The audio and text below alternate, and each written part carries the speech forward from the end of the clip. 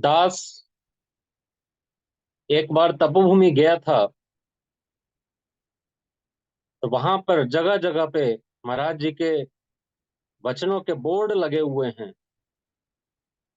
उसमें से एक बोर्ड पे लिखा था, समय ही जीवन है। तो उस पर दास ने विचार किया, अपना मनन करते हुए एक ऐसा विचार बना कि एक विचार से वह इस विषय पर ही दी जाए। किसी प्रकार की त्रुटि हो तो मुझे बताने की कष्ट जरूर करें। हम सभी ने अक्सर सुना है, जल ही जीवन है। यह बात सोचें तो सत्य भी है, क्योंकि यदि जल का अभाव हुआ तब हमारी दैनिक दिनचर्या रुक जाएगी। वह शारीरिक और सामाजिक जीवन अस्त व्यस्त हो जाएगा। वह संसार में रह पाना लगभग असंभव सा हो जाएगा। परंतु सोचने की बात यह है कि जब जल पर्याप्त मात्रा में उपलब्ध होता है, क्या तब यह ख्याल आता है कि जल ही जीवन है? शायद नहीं। तब हमारे पास और जिन चीजों का अभाव होता है वो ही जीवन बन जाती हैं। क्योंकि हमारा जीवन पूर्ण रूप से देहपरायण ही है, इसलिए यह शरीर जिन पांच तत्वों का बना हुआ है वो सब ही हमारे लिए जीवन है। वायु, अग्नि, जल, पृथ्वी व आकाश, इनमें से ऐसा कौन सा तत्व है जिसके बगैर सांसारिक जीवन जीना संभव है? वायु हमें ऑक्सीजन प्रदान कर रही है, जिससे श्वास आ रही है व जा रही है। एक बार को जल के बगैर कुछ समय व्यतीत किया जा सकता है, परंतु वायु के बगैर कुछ क्षण की कल्पना भी भयभीत कर देती है। तो कहा जा सकता है कि वायु ही जीवन है। ऐसे ही अग्नि या ताप सूर्य से प्राप्त हो रहा है। यदि सूर्य ना हो तो सारी वनस्पति नष्ट हो जाएगी। चारों ओर अंधकार ही अंधकार होगा। तब ऐसे में क्या अग्नि या सूर्य को जीवन से कम समझा जाए? पृथ्वी पृथ्वी ने समस्त भार की जिम्मेदारी ली हुई है। पेड़ पौधे, वनस्पति, सड़कें, हमारे मकान, समस्त संसार व मैं स्वयं बगैर धरती के अपने अपने जीवन की कल्पना नहीं कर सकते। तो इस दृष्टि से धरती भी जीवन स्वरूप ही है। आकाश की बात करें, समस्त संसार की एक प्रकार से छत समझ लीजिए। बगैर छत के मकान कैसा होगा यह हम समझ सकते हैं। आकाश ने सभी ग्रहों, सूर्य, चंद्रमा, तारे, बादल सबको आश्रय दिया हुआ है, जिन पर हमारा जीवन निर्भर करता है। तब इस दृष्टि से आकाश भी जीवन ही हुआ। कहने का अर्थ यह है कि देहपरायण जीवन के लिए निश्चित ही यह सभी आवश्यक हैं। परंतु इन सब से ऊपर उठकर महाराज जी हमें समझाने का प्रयास कर रहे हैं। वह सत्य से हमारा परिचय कराते हुए चेतावनी स्वरूप बता रहे हैं कि समय ही जीवन है। इस शरीर में जो ये जीव रह रहा है, जिसका असल में ना कोई नाम है, ना रूप है, अनंत समय से बार-बार शरीर धारण कर रहा है, वह छोड़ रहा है। महाराज जी का दोहा है, ये संसार सराय जीव मुसाफिर नीत, मंगत खोज सत शांति औध जात है बीत। यह जीव एक यात्रा पर है और इस यात्रा पर अनंत समय से चल ही रहा है, कई जन्म भी ले चुका है, परंतु जो असली शांति का मुकाम है वो उसे नहीं मिली है।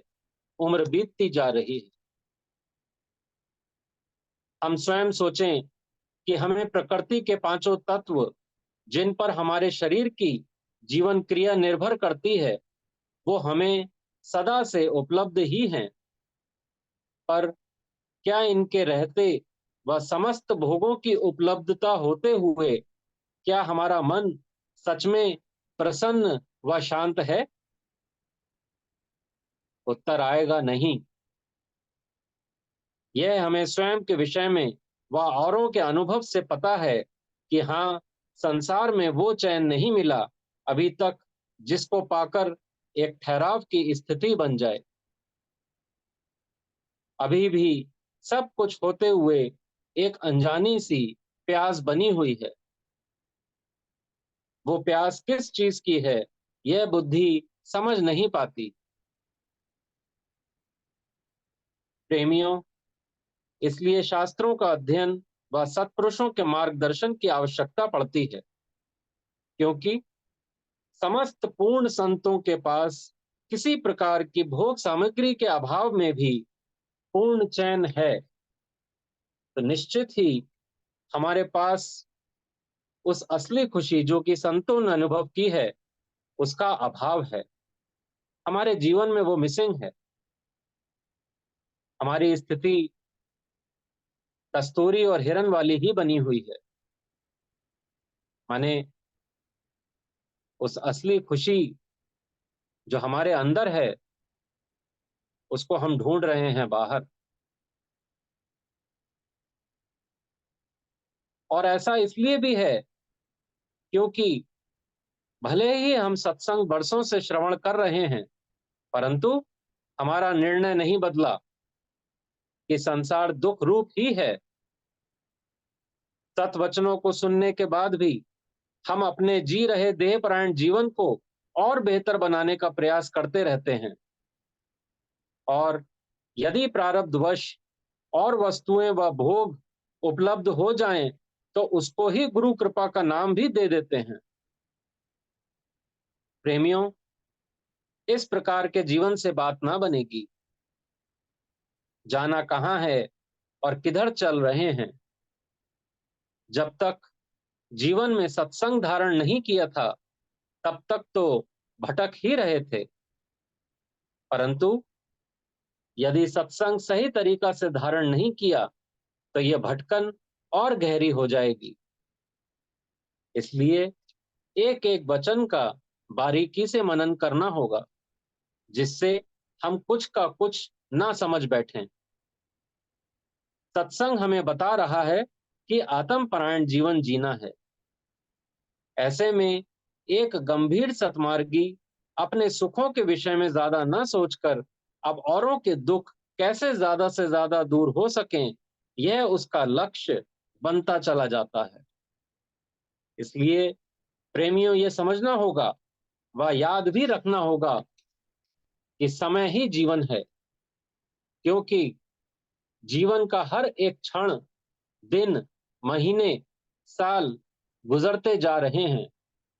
और महाराज जी के पूरे लिटरेचर में नित्य हरि चर्चा, हरि के ध्यान व हरि के लिए ही जीवन जीने की हिदायत दी हुई है, जिसमें इस जीव का असली कल्याण छिपा हुआ है। क्योंकि जिस पल यह देह शांत होगी, उसी पल नई देह मिल जानी है। और जिस प्रकार यह जीवन घोर दुख या कष्टों में जिया, ऐसे ही नए शरीर में भी कष्ट सहना होगा। इसलिए इस दुख भरे संसार में बार बार आना ना पड़े, इसके लिए अपने अपने समय का सदुपयोग आध्यात्मिक उन्नति के लिए करना होगा। जितना जितना समय का बेहतर इस्तेमाल कर लिया, उतना उतना आध्यात्मिक लक्ष्य से निकटता बढ़ती जाएगी। वह सांसारिक आवागमन बंद होगा और फिर गर्भ नहीं आना पड़ेगा। सभी को 24 घंटे का समय ही मिला है। मानुष चोले में प्राप्त विवेक बुद्धि की बुद्धिमत्ता ये ही है कि इस 24 घंटे में क्या क्या मैं ऐसा करूं जिससे मेरे ईश्वर खुश हों, वह उनसे नजदीकी बढ़े। हमें कभी कभी लगता है कि 2 वक्त का सिमरन कर लिया, थोड़ा स्वाध्याय कर लिया, थोड़ी सेवा कर ली, हफ्ते में एक बार सत्संग चले गए, इससे ही हमारे सतमार्ग का लक्ष्य पूरा हो जाएगा। यदि हम ऐसा सोचते हैं तो निश्चित ही अभी भी हम भ्रम में ही हैं। अपने घर वालों से व अपने कार्य क्षेत्र में व समाज में सबसे व्यवहार कैसा है, यह हमें सोचना होगा। हमें दिन भर में देखना होगा कि कैसी वाणी का हम उपयोग करते हैं। खाली समय में दूषित विचार घेर रहे हैं या सात्विक विचार आ रहे हैं। सत्पुरुषों के वचनों के अनुसार कहाँ कहाँ जीवन यापन करने में कमी बेशी बनी हुई है, यह हमें सोचना होगा। जो हमारे मन प्रतिकूल लोग थे, उन्हें कितना अपना बना पाए हैं। पांचों विकारों में कमी आ रही है या ये 5 विकार और बढ़ रहे हैं। संसार की गैर जरूरी चीजों का त्याग करने पर उन चीजों का बार बार ध्यान तो नहीं आ रहा। इस प्रकार का विचार दिन भर में हमारे 24 घंटे की एक्टिविटीज में बनना चाहिए। जिस प्रकार बाजार से लाए हुए खाद्य पदार्थ पर 2 डेट्स पड़ी होती हैं, एक मैन्युफैक्चरिंग डेट व एक एक्सपायरी डेट। हमारी बुद्धिमत्ता यह होती है कि एक्सपायरी डेट से पहले उस पदार्थ का बेस्ट यूज कर लिया जाए। ठीक वैसे ही हमें भी अपनी अपनी जन्म तिथि या डेट ऑफ बर्थ का तो पता है, परंतु यहाँ तो एक्सपायरी डेट का कुछ पता ही नहीं। इसलिए इस शरीर की एक्सपायरी डेट आने से पहले या इसका अंत समय आने से पहले इस शरीर का इस्तेमाल असली कार्य के लिए करना होगा। उस असली ईश्वरीय कार्य के फल का अनुभव शरीर रहते हुए तो होता ही है, वह इस शरीर के शांत होने के बाद भी इस जीव के साथ ही रहता है। इसलिए जो चीज शरीर के ना होने पर भी साथ होगी, तो समय का बेहतरीन इस्तेमाल नश्वर संसार, नश्वर शरीर के लिए क्यों करूं। सतमार्गी के लिए समय ही जीवन होता है, क्योंकि अंत वेले क्या होना है, अब इसका चिट्ठा खुल चुका होता है। बड़े अभागे हैं वो लोग जिन्हें सत्संग में रुचि नहीं है, और तो और सत्संग या सत्पुरुषों का अपमान करने से भी नहीं चूकते। क्योंकि एक तो उन्हें जिंदगी की सही समझ प्राप्त नहीं हो पाती, मनमुखी जीवन बिताते हुए समय व यह अनमोल मानुष तन भी एक समय ऐसे ही खो बैठते हैं। वह अपना मार्ग अनायास ही और लंबा कर लेते हैं। हम सब भाग्यशाली हैं जो कि महाराज जी की बात हमारी बुद्धि में ठहर रही है। उनके वचनों के आधार पर हम अपनी जिंदगी को भी चलाने की कोशिश कर रहे हैं। महाराज जी ने बताया भी, जीवन की ये 3 महत्वपूर्ण घटनाएं हैं। सच्चे संत का मिलना, उनकी बात बुद्धि में बैठना, और तीसरी महत्वपूर्ण घटना कि उस बात के जेर असर करके अपने जीवन को चलाना। तो हम यदि इन तीनों चीजों को अपने जीवन में धारण किए हुए हैं, तो निश्चित ही औरों से बेहतर जीवन जी रहे हैं।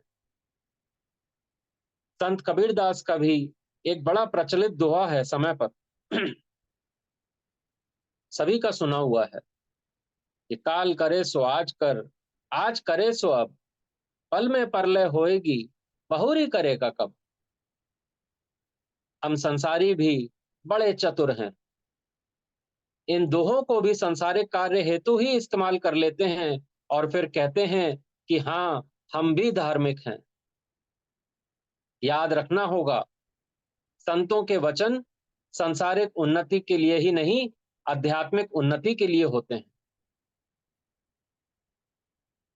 जिस कार्य की बात उपर्युक्त दोहे में की जा रही है, वहां निष्काम कार्य करने की बात हो रही है कि समय रहते जितनी निष्कामता धारण कर लो, वो अच्छा है, क्योंकि समय क्षणभंगुर है और अगले ही पल कुछ भी संभव है। इसलिए समय की बड़ी महानता है। एक एक क्षण का पता नहीं। कितने किस्से हम लोगों के सुनने में आते हैं कि देखो, अभी तो कल मिला था, आज पता चला कि शमशान भूमि की ओर जाना पड़ रहा है। कुछ नहीं पता। हम एक अनसर्टेनिटी, एक अनिश्चितता के माहौल में रह रहे हैं। सबका जीवन प्रारब्धवश चल रहा है। जिस प्रकार हम लोग कोई भी किताब पढ़ते समय पन्ना मोड़ देते हैं, अगले दिन वही किताब खोलते हैं तो उस मुड़े हुए पन्ने से शुरुआत करते हैं कि यहाँ तक की पढ़ाई तो मैं कर ही चुका हूँ, यहाँ से आगे पढ़ना है। ठीक उसी प्रकार जितनी जितनी आध्यात्मिक उन्नति अंत समय से पहले कर लेंगे, जब नया शरीर मिलेगा तो जितनी आध्यात्मिक उन्नति करी है वो वेस्ट नहीं जाएगी, पन्ना वहीं से खुलेगा।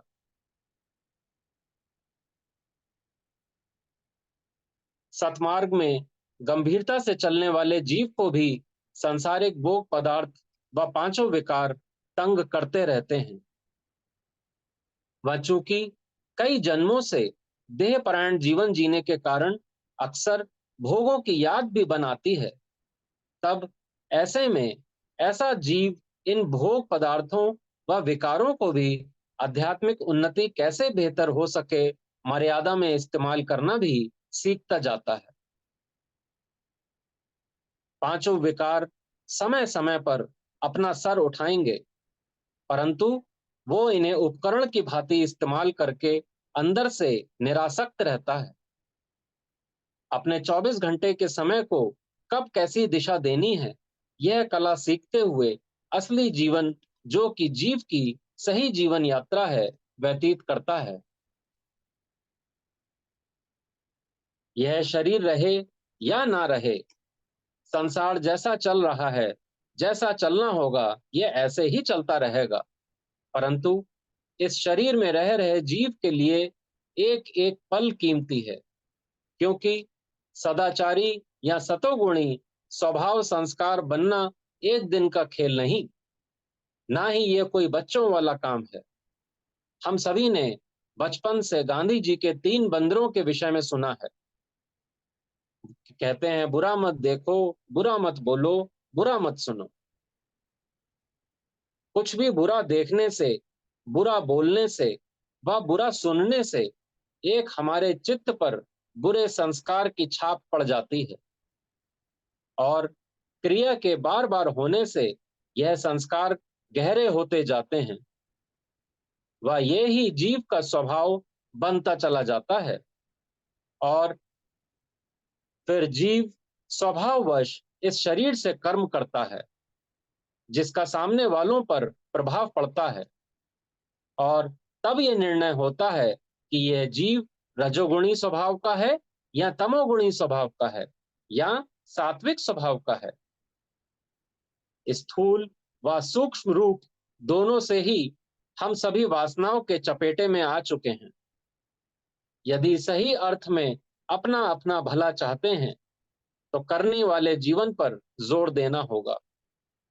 सादगी पर चलना, जीवन में सत्य को धारण करना, सेवा करना, सत्संग आना, सिमरन करना, क्या यह बड़े मुश्किल कार्य हैं? प्रेमियों, यह तो अध्यात्म मार्ग की शुरुआत है। हमें बस करना यह है कि यदि महात्मा मंगत राम जी को हृदय से अपना गुरु माना है, तब उनके बताए मार्ग पर पूरी जिद से चलना होगा। संतों की स्थिति देखें तो वक्त की पाबंदी पर महाराज जी ने बहुत जोर दिया है। यादगार पल में से एक विषय आपके समक्ष रख रहा हूं।